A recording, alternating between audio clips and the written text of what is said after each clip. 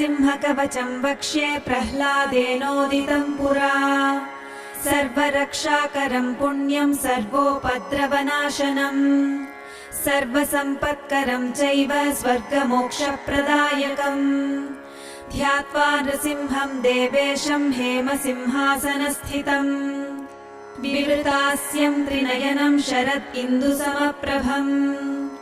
लक्ष्म्या लिङ्गितवामाङ्गं विभूतिभिरुपाश्रितम्